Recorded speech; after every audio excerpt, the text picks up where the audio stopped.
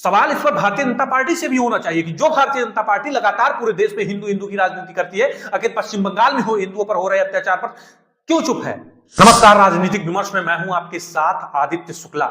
इस वक्त जो पश्चिम बंगाल से तस्वीरें पूरे देश के सामने आ रही हैं वो काफी ज्यादा चिंताजनक बनती जा रही हैं।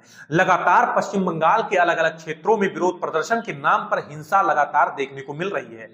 विगत दिनों में 11 अप्रैल के दिन देखा गया मुर्शिदाबाद में कि किस प्रकार से विरोध प्रदर्शन के नाम पर वहां पर खड़ी गाड़ियों को जला दिया गया, दुकानों में आग लगा दिया गया, काफी ज्यादा तोड़फोड़ की गई। जो सामाजिक और सरकारी संपत्ति थी उसको पूरी तरीके से आग के हवाले कर दिया गया और पूरी तरीके से नुकसान पहुंचाया गया। बीते दिनों जो लोकसभा और राज्यसभा से पास होकर के देश में कानून बना और वक्फ संशोधन बिल जो पास हुआ, उसी के विरोध में मुर्शिदाबाद में विरोध प्रदर्शन हो रहा था कुछ मुस्लिम संगठनों के द्वारा। उसके बाद वो विरोध प्रदर्शन कब हिंसा का रूप ले लेता है, इस बात का वहां के सरकारी तंत्र को और वहां के प्रशासन को इल्म नहीं होता है। और जो तस्वीरें आती हैं वो काफी ज्यादा चिंताजनक होती हैं और बहुत बड़ा प्रश्न चिन्ह ममता गवर्नमेंट पर खड़ा करती है, पश्चिम बंगाल की शासन व्यवस्था पर खड़ा करती है। ये महज मुर्शिदाबाद की जो तस्वीर आई है वो 11 अप्रैल की नहीं, बल्कि पश्चिम बंगाल से ऐसी तस्वीरें लगातार कई महीनों से आ रही हैं जहां पर रह रहकर हिंसा होती रहती है।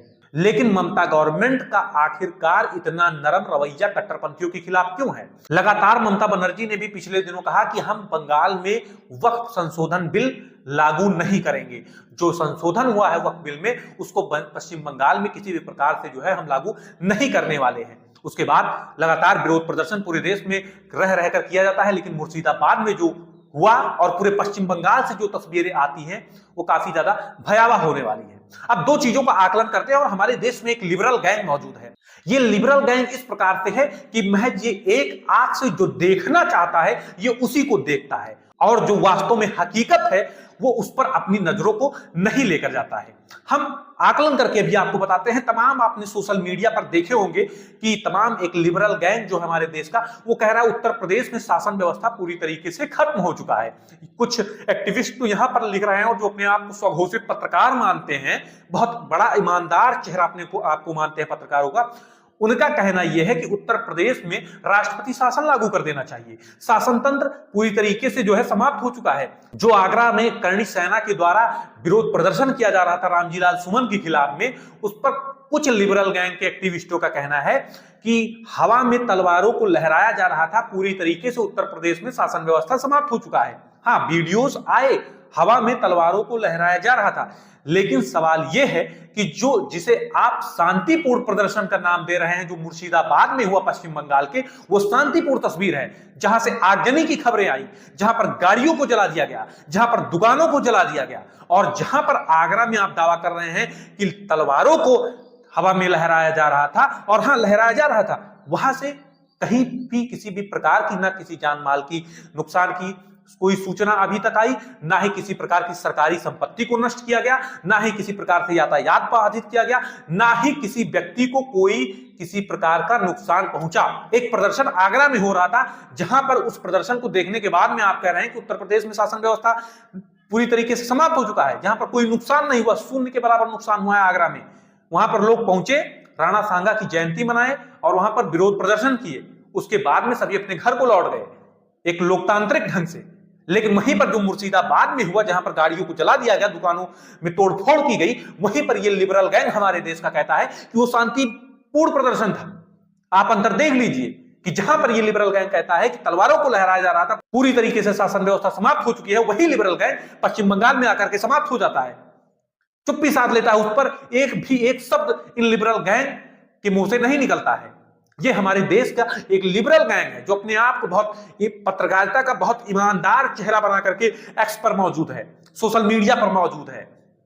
वही लिबरल गैंग आजकल एक शरबत का जो विवाद हमारे देश में स्टार्ट हुआ है, उस पर अपनी पत्रकारिता एकदम उच्च दर्जे की दिखा रहा है। पश्चिम बंगाल पर जो चुप्पी है वो कहीं ना कहीं बहुत खतरनाक है।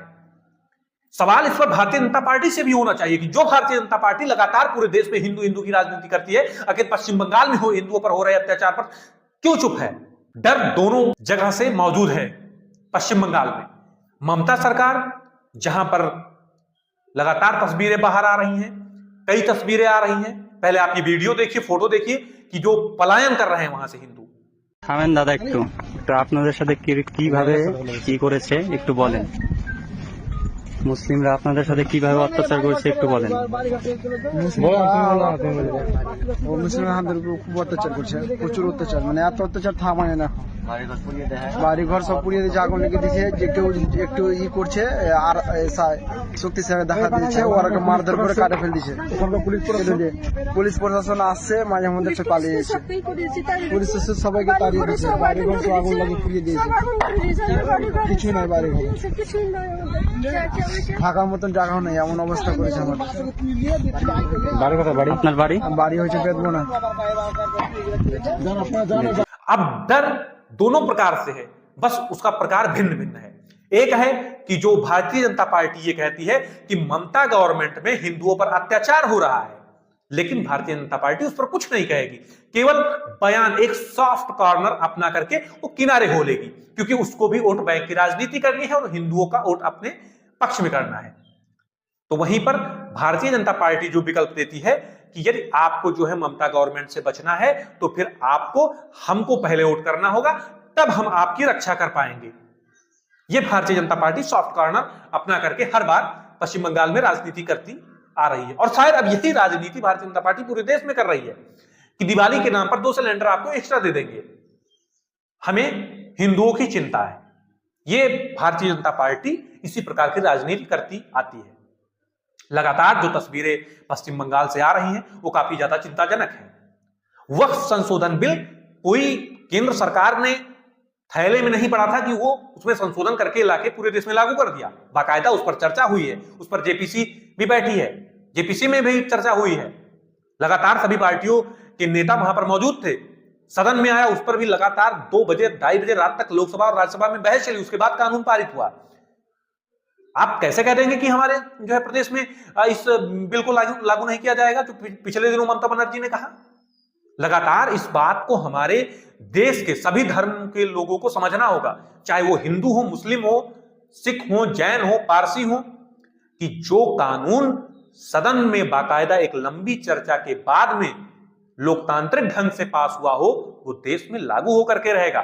कोई भी पार्टी, कोई भी प्रदेश सरकार यह कहती है कि हम इसे अपने प्रदेश में लागू नहीं करेंगे, तो यह समझ लीजिए कि महज वो आपको मूर्ख बनाने का काम कर रहे हैं।